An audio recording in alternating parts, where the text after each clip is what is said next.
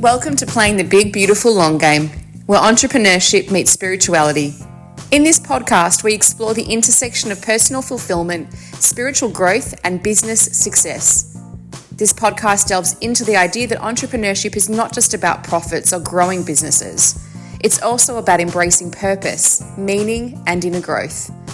Each episode features conversations with entrepreneurs and thought leaders who share their journeys of building businesses that align with their highest values and deepest calling. I'm your host, Debbie Zeda. Sit back, relax, and thank you for being here. Beautiful Jenny, thank you so much for being here. I want to just start with saying I've known you for many years. It's been a while since we've caught up, but I'm super grateful to be in your space today and grateful to be sharing this podcast episode with you. With that said, can you please share with the audience who you are and what it is that you do? Sure. Well, you've said my name, so it's Jenni Mears. And for the last 27 years, I've been helping women to really discover their erotic intelligence, how to help women to reclaim their body, to trust their body, their boundaries, values, to feel their sexual energy, and how to bring that into coupleship. And most of all, because of my clinical hypnotherapy background, I want every woman to have neural pathway to every part of their body so that they know their no, they know their yes at a very deep embodied level. Beautiful. And that's what I do. Two parts to my business. I teach other women how to do that now at the Fembodiment Institute. And then I have my private practice online and in person. Amazing. And I'm still doing it all at 67, Deb. Oh my God. Are you 67? I am, yeah. No way. For me, it's about legacy. Oh, Jenny, you look absolutely superb. It's funny because, when we met, I knew that you were older than me. And I'm thinking, well, yeah, I'm going to be 45 at the end of this year. So, of course, that only makes sense. Just a couple of decades. Yes. Because I would have met you back in, I think it was 2012. So it's 13 years ago, long time.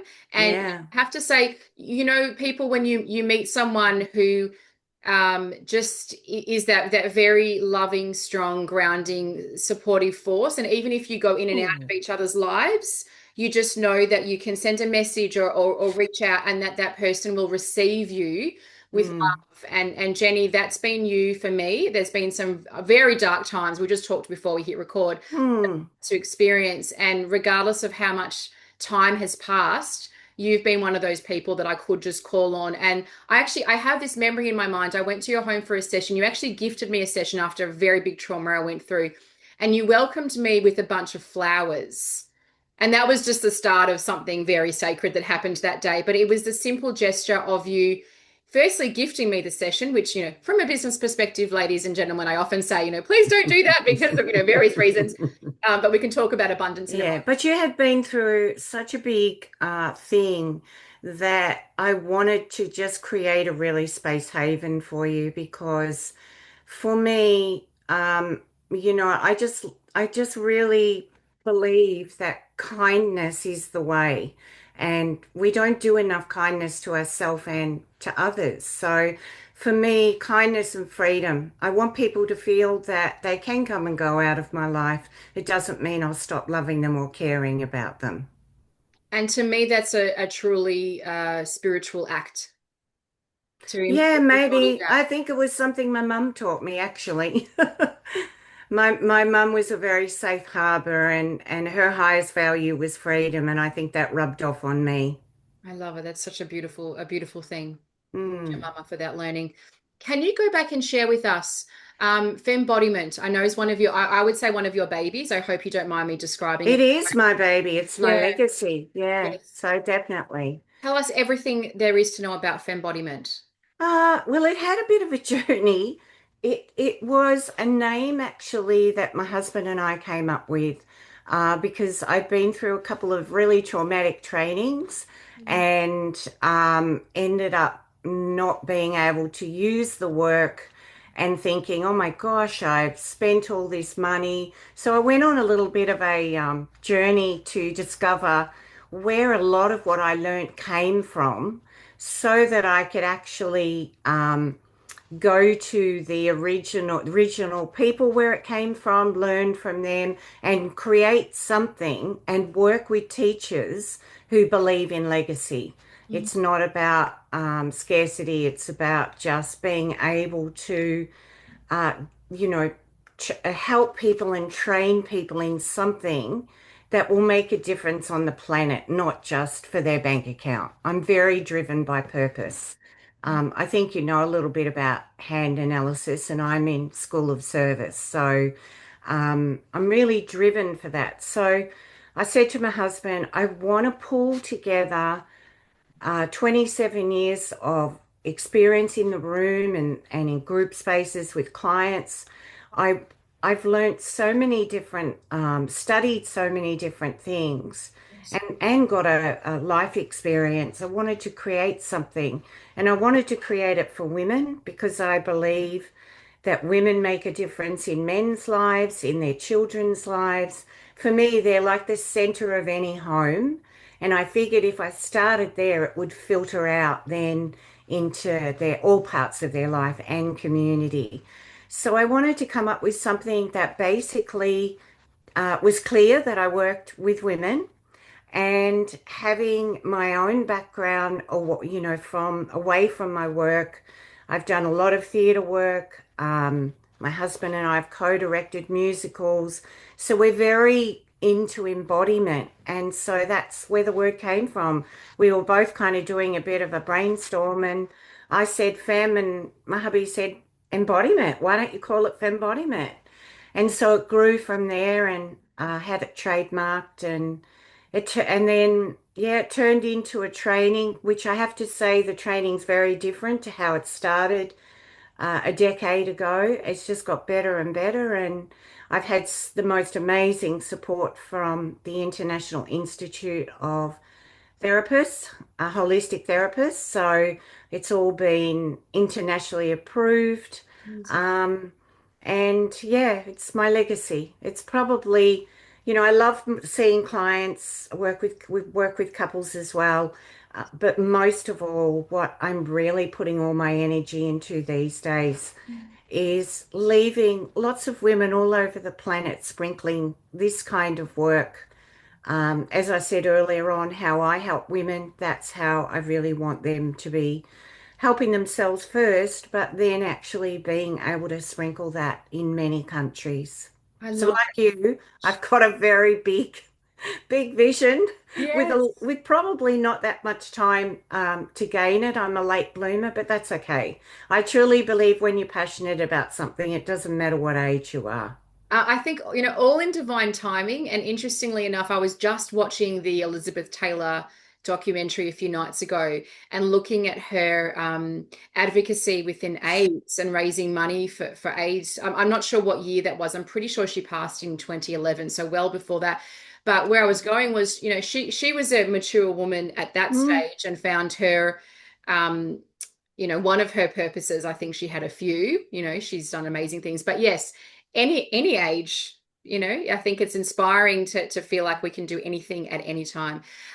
Can you share with us, Jenni? Let's go through, with your permission, of course, but maybe one or two pieces around the Fembodiment training. And the reason I, Yep. I want to ask is, if we have any watchers or listeners who are like, I'm a hypnotherapist, I'm a coach, I'm a psychotherapist, whatever it is, and I'm always looking to upskill, and I assume that's some of the people that would come and do this with you. Well, I'm very excited. I got last or 2 months ago, I got contacted by I think it's the Australian Hypnotherapy Association. A beautiful woman contacted me, and my training is now part of their accreditation. So if Wow. women want to get professional points, or not women, well, my training is for women. So Yes. it would have to be female hypnotherapists who want to get more credits, which they have to do ongoing, they can actually do my training now. It's all up on the website. And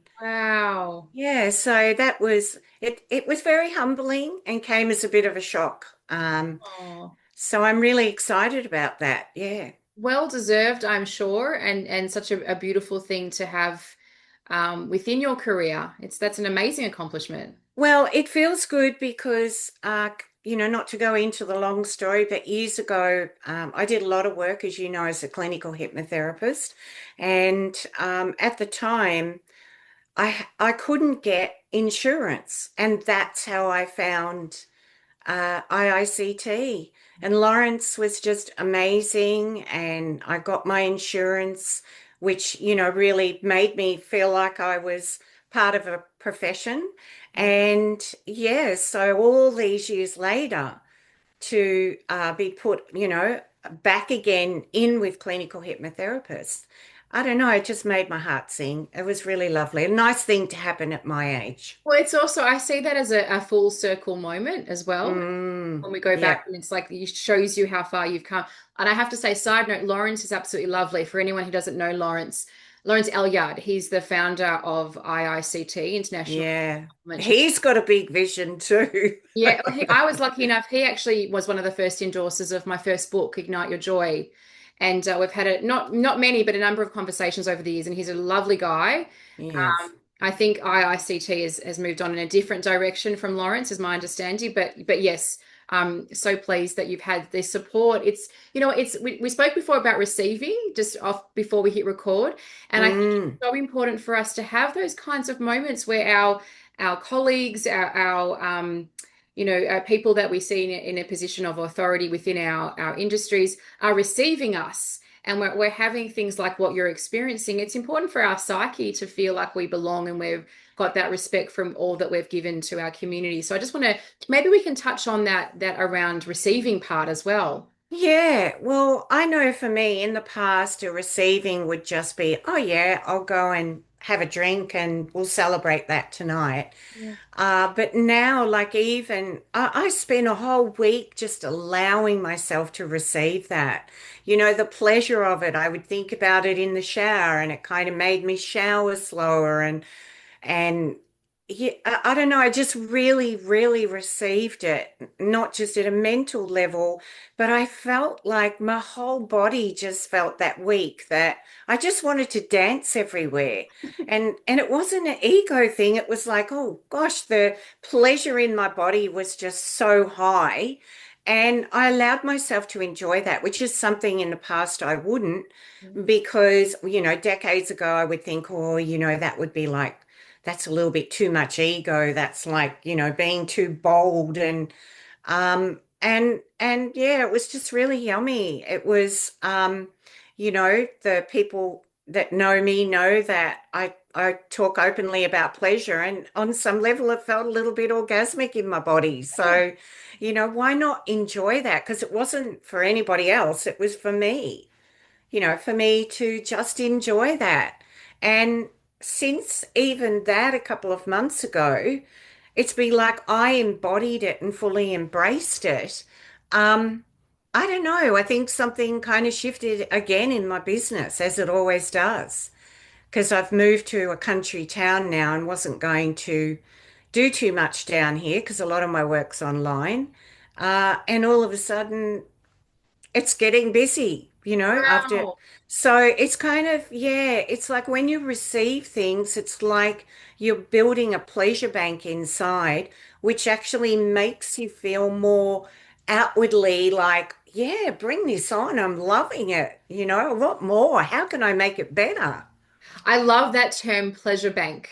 Mm, Adore that, because I think, sometimes if we're talking about pleasure or anything to do with intimacy and sex, there can be this concept around, oh, it's just when we're, kissing and foreplay and making love, and that's done and dusted. But you and I both know, I have, sexuality is part of the framework I have within the six selves. yeah, which I love. Thank you. And that was because, women were asking me when I was coaching them, many years ago and even still today, but asking me around, pleasure and receiving and money and finances. And I could see the direct link when a woman was feeling empowered and switched on and turned on, and Yeah. also the guys as well, how that was impacting them, financially and within their businesses. Yeah. Can you give us, how can we cultivate that pleasure bank experience, if you like, even away from that intimate sort of moment directly, but within our day. Like I said, I think it's a coming home to yourself. It's like a lot of we're kind of hardwired to think that pleasure is outside of us and that we have to receive it from something or someone else. So the big thing for me is I really had an awakening probably in my late 40s. I mean, I was a mother of two boys, so it wasn't like I didn't understand a little bit about my body. But I had my big awakening sort of 48, 49, and I went on a whole journey. I went, oh my goodness, this is like, I've got in the wheel of life, I've got all the other bits in place, got my health good, got my relationship good, all of those things. But what I realized was that I wasn't actually honoring my sovereign self, my sexuality. Um, it helped me have babies and it helped me to have a good relationship, but I wanted more. I just had this thirst. I knew, and I had studied some paths in India and I really understood um, that even in coupleship, how sexuality can be healing, how it can create healing, all sorts of things. And so I went on my own personal journey, my solo journey, to really discover. And I realized that I had no brain chemistry to the parts of my body that I don't walk around showing everybody. And I thought, whoa, that can't be good because my clinical hypnotherapist days told me, I help myself and other people to change organs in their body with the mind. And I was like thinking, whoa, so I probably can't even really receive properly, if I don't know what those parts of my body are. So I went on a big journey. And probably I have to say with a lot of the more spiritual sexuality things I did, yeah, I learned a bit and I learned a lot of stuff that I would never do. And I learned a lot of stuff about cultural appropriation. Yeah. But my sexology training took me a whole other level I would where love it if we can talk about that so deeply because it's a topic, I've mentioned on previous podcasts and I won't go into it too much today, but yeah, the trauma that I've experienced, and apparently the statistics say 1 in 5 women, whether it's in their adult life or in childhood, go through some kind of trauma. I know with me, it skewed my perception of what was healthy, unhealthy, safe, unsafe. yeah. Maybe we can speak to that 1 in 5 woman who's like, yeah, I don't know. What does that all that mean? How do I know it's the right way, right thing? Well, that's right, because we're kind of done to sexually, most of us. I know that's changing, thank goodness, because there is better education. But I speak for myself that I learnt about my sexuality through other people touching my body. And, I think back now, and a lot of it I just tolerated because I didn't know. I really didn't know. So having like a good education, that means going to see, like a sexologist, um, and doing mirror work, actually looking at your vulva and finding out, what all the pieces are, what they do, what they don't do. Having pelvic mapping, which are all the things, that are in my training now and all things that I'm trained in and getting that brain chemistry. And there's something really different that happens. It's like all of a sudden you have all this new neural pathway growing because we can't make our heads bigger because we wouldn't possibly fit through the birth canal, but we can certainly grow neural pathways. There's parts of our brain that are linked to our sexuality. And for a lot of people, the door never gets opened, the lights are never on. And the only way you can really do that is to start with self. In Yes. fact, I truly believe the safest person to have sex with for the very first time is yourself. Thank you. I agree. Yeah, but do you know what? It's funny because when I grew up, and I'm going to go here because I think it's so important, but there was so much around the men and wanking, masturbating, for the boys. And then Yeah, for the girls, for me, I could only speak for me, it was shameful and it was hidden and it was, we don't talk about it. And I know now it's different. Now you can jump online and you can buy vibrators and all sorts of things. And, perhaps that was there then too, but I wasn't aware of it. And it's such an important part of who we are Well, to it be able is to know the because body. probably nobody taught you that No. most of your arousal is internal. It's not external, and it's only really been in recent times that the clitoris has even been put on the medical model. And it's purely only there, Deb, for pleasure. It's not there to birth. It's not there to pee through. It's literally there. And when we activate it in Mm. a way that feels right for us, we make oxytocin, dopamine, serotonin. Like you commented about how great I look. That's part of my routine in the mornings. I have some private time. And even if it's 15 minutes, it's mindful though. It's not just getting off. Yeah. But what I know is it's setting me up. I don't need to take an antidepressant Yes. because all of those feel good hormones are happening. I do a beautiful breast massage in the shower, which helps my skin, my hormones, you know. And a godsend when I was going through menopause, because a lot of the practices I've created in the Fembodiment method are to really help women transition from giving birth to going through menopause and to being a woman of my age when our bodies are very different. But, right now, if I asked you to bring your awareness to your Bartholomew glands and to see if with your mind you can fill them with blood that they can start to feel aroused, can you do that? I'm me personally, I'm one of those people that is very easily aroused, whether that's my star sign as a Saggy fire sign, and you know me quite well, Jenny. Um, Yeah. but it's funny, I was very ashamed of that for a long while, and in my 40s now, it has also changed. Hormonally, I'm now in perimenopause too. So Yep. it feels much safer and more in control. Whereas for me, when I was younger, it was a different experience. But uh, Mm. I personally can, but I know from conversations that a lot of Well, women you're lucky don't. because you're about the Yeah. only woman I've ever met that even does knows what they are. Most women go, "What?" Well, for those that don't know, firstly, for those who are like me, can we celebrate you and not have to go into, oh, she's so egoic, or I can't believe she said that, or I can't believe she knows herself. Let's celebrate women who know their bodies and love it. Yeah, absolutely. And they are the women that, that come to me and they're bold and they're brave and they're courageous because a lot of women say to me, "Oh, oh, I'm not interested in that. Why would I do that?" Why would you do that? Like erotic intelligence ups your self-worth level 100 times more than self-care will. I remember watching movies as a sort of teenager and seeing, oh, I think it was Shirley Valentine. I hope that's the correct name. But there was a few moments in my life where I remember seeing the woman sort of breaking free from this repressed, stale black and white marriage. Pleasantville is another movie as well. Oh yeah, that's a great Yeah, movie. and the bath time orgasm, those sort of things really played on my mind, and not just played on my mind, that they really activated a part of me. And I think also for me personally, losing mum when mum was 61 and I was 27, Yeah, I don't know much about absolutely. mum's sexual journey, to be honest. But it was important for me not to pass on in this lifetime and not know my body in that pleasurable way. Mm. And so, maybe part of this is the invitation to the woman who does know her body well, which I feel I do, but there's always more to learn. And I've got people around me that I'm also learning from and understanding all these things too.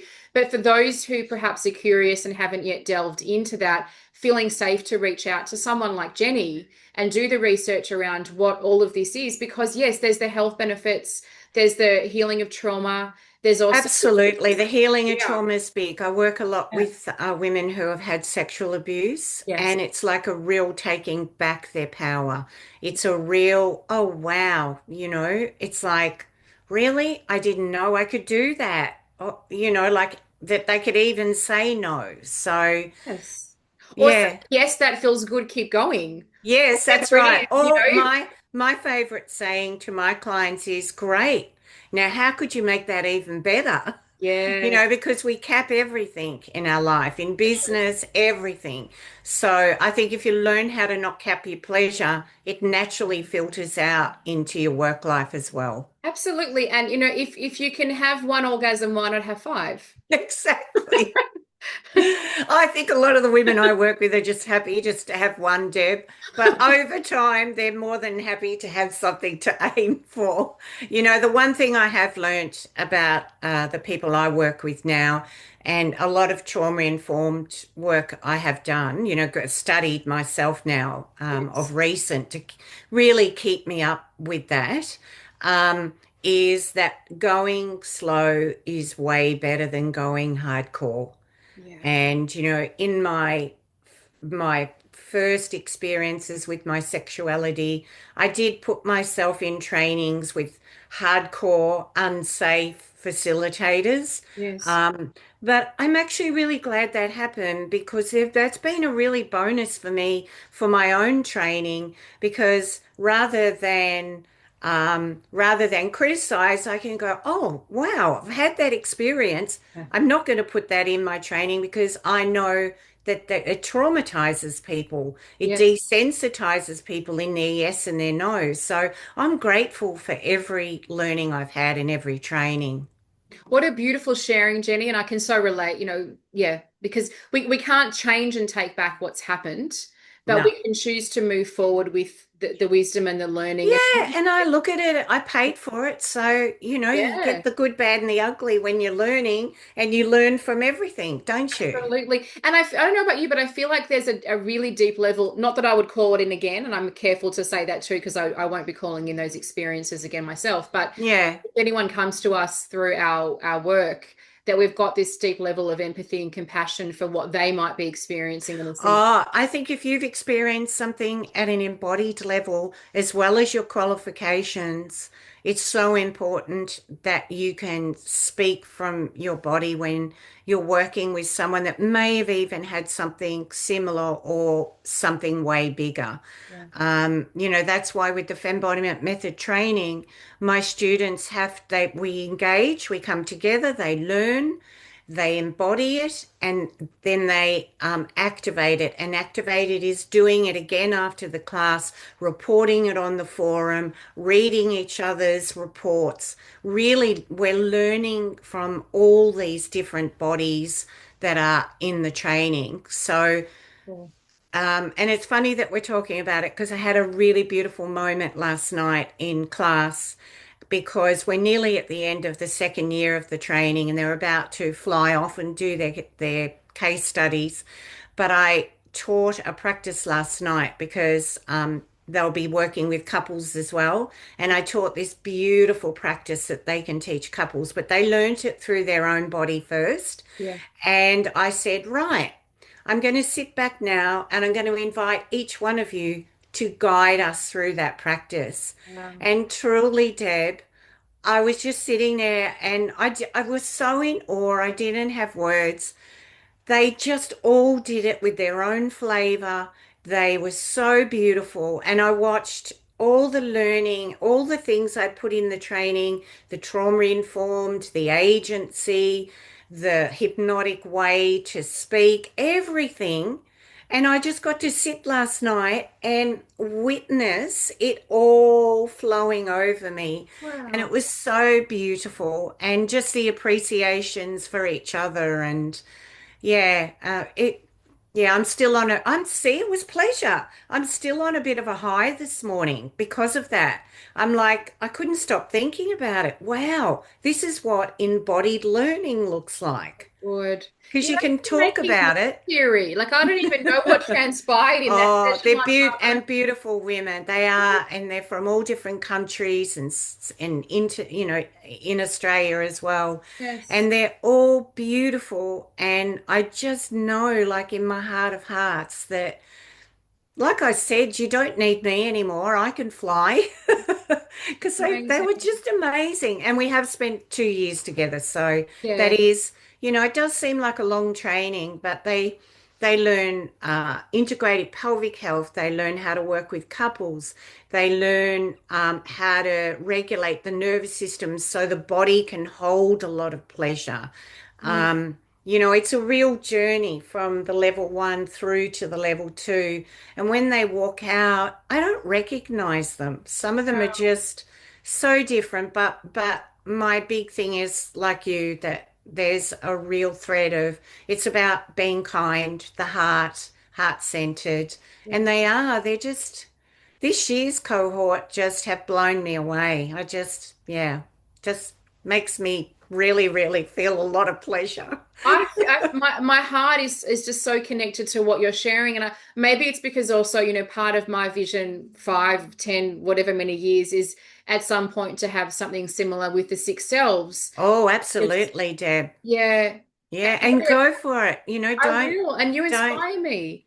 It's And yeah, you've got that lovely connection with IICT. yes, Work with them. yes, Make sure that you keep it professional because that's my big thing. yes, The a lot of the industries are not regulated, and yes. I think it's so important that we're not doing damage or re-traumatizing other people. Absolutely. It's one of the Um, biggest things that I feel is needed is the yeah, up-leveling of it's really understanding yourself in that wise and sacred space that comes from experiential and embodied learning. But then yeah. also really being able to have, time management, systems, a team, delegation, all the things that make up a profitable business. And you really do need both. You can't be leading and teaching if you haven't got those foundations. Well, if I didn't have my beautiful Melanie, I wouldn't be able to do what I do because they're not my skill set. Yeah. So I used to try and do those, and yeah, didn't work, and I got burnt out. And as you know, I've shared with you earlier on in my life,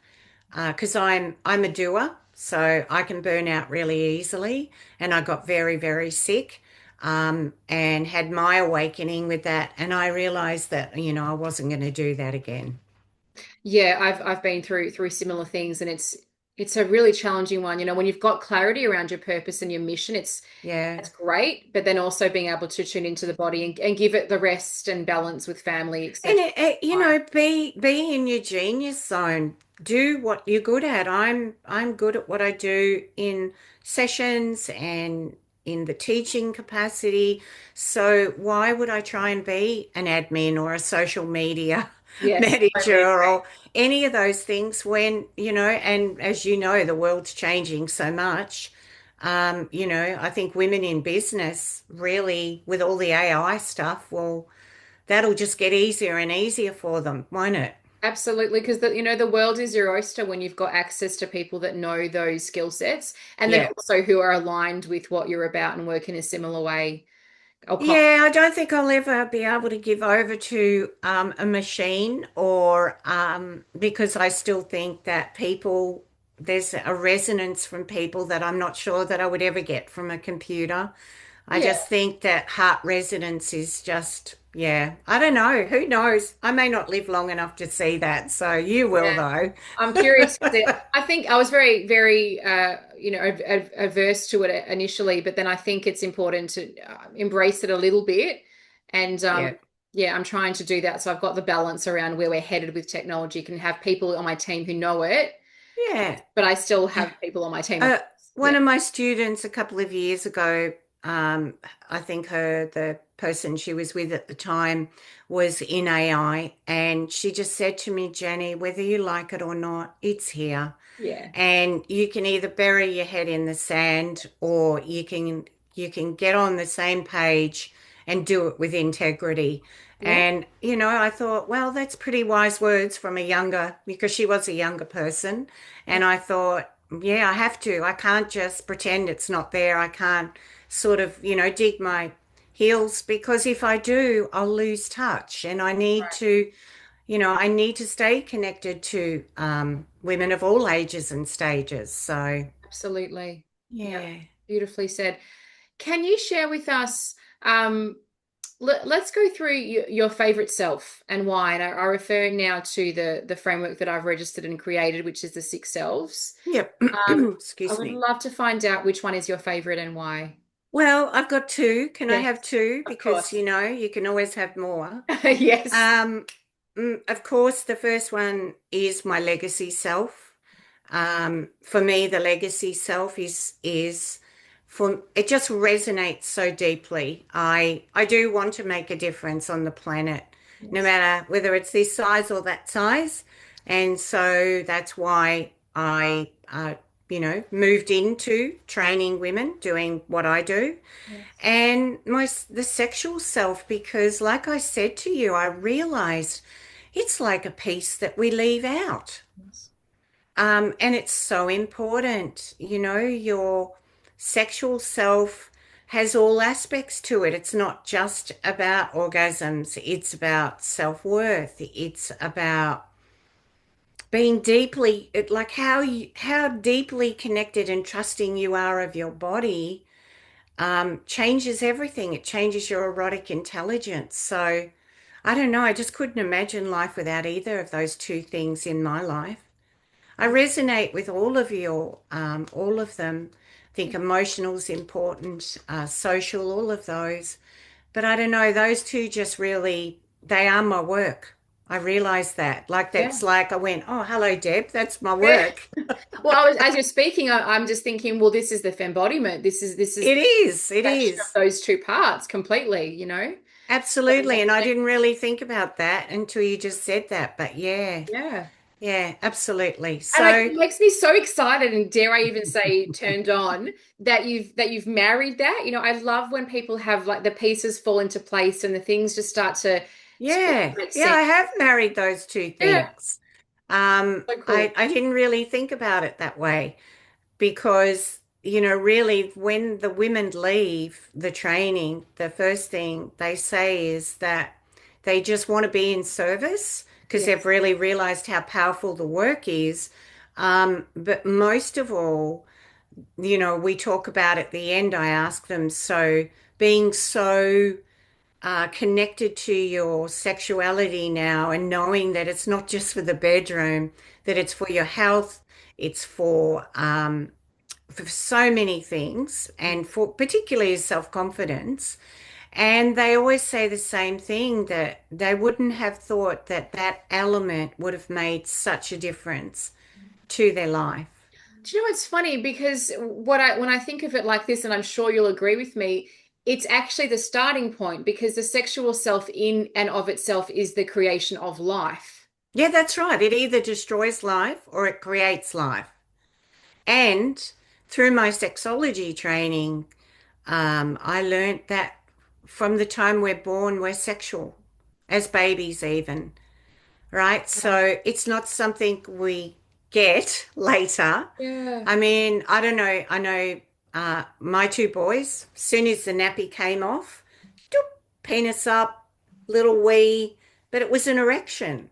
Yeah. And, little girls will often go for their vulva Yes. because it feels good. It can be very soothing. Yes. And, we spend most of our life as parents going, don't touch that, that's Yeah. naughty, you know? Isn't that interesting? And so, yeah, we turn it into a taboo. So no wonder so many people suppress it. And unfortunately, that's when it can be dangerous, when it's suppressed. It can turn into coercive control and all Yes. sorts of things. Well, we only need to look at, I won't go too far into it. It's a whole, I think, another episode, but only need to look at the news to see how that plays out in our society in various, Yeah, yeah. unfortunately. And the glamorization of sexuality. Yeah. That worries me too. That's why I like to teach women how to look after and trust their bodies and love their bodies so that they don't buy into all that Yes. Instagram stuff. I mean, I can't believe that some of the advertising for such young women, Yes. you know, Yes. even menopause, talking about women going through at 35. Like there are women that sometimes go through menopause or incontinence at, in their middle 40s. That Mm. can definitely happen. Wow. But it's rare. It's not the majority. But Yes. if you look at the ads for incontinence, and they're not women my age. they're showing women, your age and younger. And Using. I know that the work that I do with women, I can help them not to have those problems in their life. But we're just so hardwired to go buy a product and, you know, I don't know. I just, all that worries me. So that's why it drives me even more to do what I do And and to I think help also part others. of that, going back to sort of the AI conversation, is also having social media feeds that have got what you're talking about. It's part of what I also do with my work with women in business, Yeah. sharing how much I've failed before I've succeeded. It's not just quickly first month and I made, I haven't, and a lot of people I know haven't. I No, have to get up and it's taken hustle me and try 20, again. it's Yeah, taken me 27 years to be yeah, an overnight success, it's Deb. right. I remember sitting with you actually in a Hay House talk where they were talking about becoming a best-selling author, and one of the authors, I believe it was the author of The Four Ingredients, which was huge many years ago, and Yeah. she was talking about took her 8 years to become an overnight success, and that always stayed with me.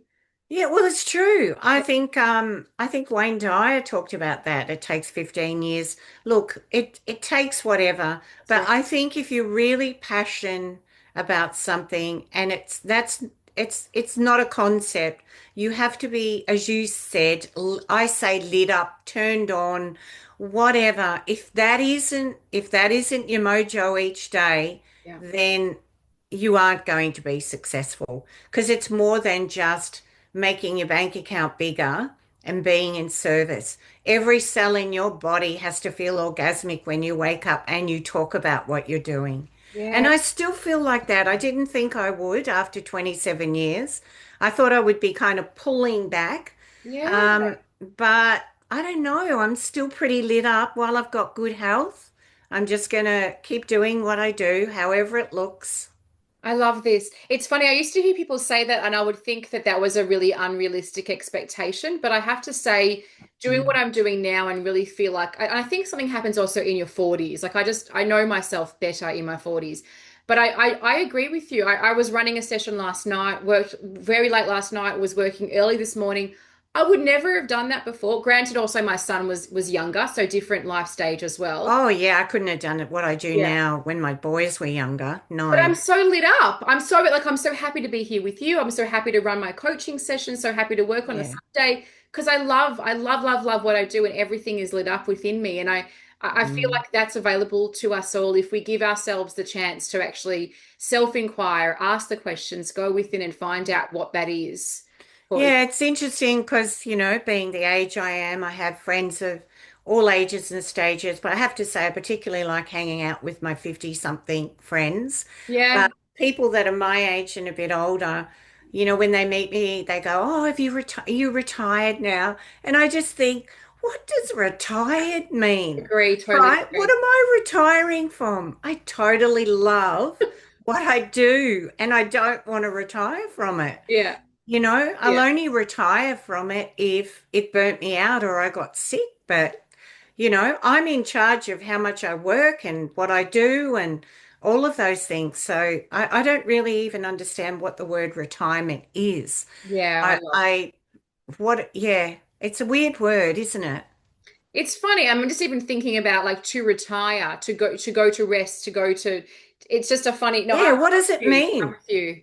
I almost, when I say it, my body feels like I'm asking myself to die. There's a part of me, a self of me that needs to die off. Yeah, And I'm like thinking, nah, I'm not doing that. yeah. Not while not while I can. A sign that you're doing the right thing, and I think for others sometimes there is that level of retiring and spending time with the grandkids or time with the kids. And I always say if that's what feels right for you, if that lights you up, then yes, do that. Yeah, If it doesn't, absolutely. then find something else. Find a career, find a charity, find a cause that does light you up because it shouldn't feel, um, stagnant in your body at any age, is the sense No, that I get. Um, no.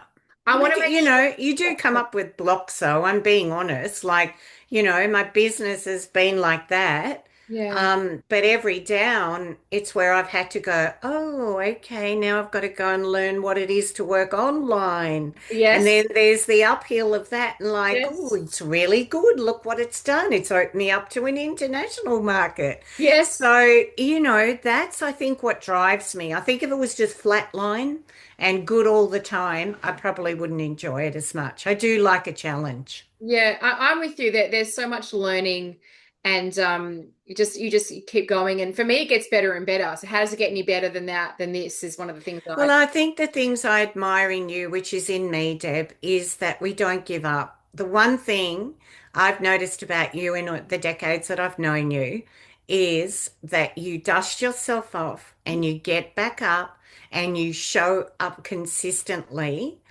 And I think we might have that in common. Thank you, sweetheart. I definitely do. I'm like, let's fix this hair. That's Get on right. with it. Dust it off. Yes. I know, like 2 years ago, lost all my socials. Oh God. Facebook decided they didn't like me anymore. I lost thousands and thousands of followers. And, over the 2 years, I'm slowly rebuilding. But it's like I realize that I'm rebuilding in a very different way because I'm very different. So, I think it's like when you can have that kind of attitude, anything can get better. Yeah. I'm gonna tell the girls on my mastermind this morning to watch this back because we spoke about that. They Mm. keep on keeping on, keep going, and just let it. I always say I'm gonna let it beautify and strengthen me. Yeah, I get angry absolutely. too. I get frustrated too. Don't get me. Oh, yeah. Um, I think I spent a month in trauma yeah, after the Facebook thing of course. and Insta, everything happened. But I do know having yourself surrounded by positive people, having my beautiful Melanie, my admin assistant, she just said, right, what do we need to do? Let's get going. Let's not wait around. Let's get back in the game. And yeah, that really helped me. It kind of snapped me out of it. And it sounds awful probably for the other people, but a lot of my peers, it happened to at the same time. Yeah. For whatever reason, social media just decided we had too many and maybe we weren't spending enough money with them and it was time to just chop us all Wow. out. Oh my God. Yeah, it's happened to a lot of people, even big companies. Gosh. Okay. Yeah. I have heard of this, but not to that extent. That sounds surprising to me. But wowsies. Yeah. Mm, mm. I want to make sure that we have all of the links for your Fembodiment and anything else that you want to share. So I'll chat with you Sure. after to make sure it's in our show notes. Yep. Let's leave the audience with one lucky last question, which is what advice do you have for others who are creating a business that serves both the world and their heart? Mm. Trust that you are enough. Love what you do. And most of all, sprinkle kindness wherever you go.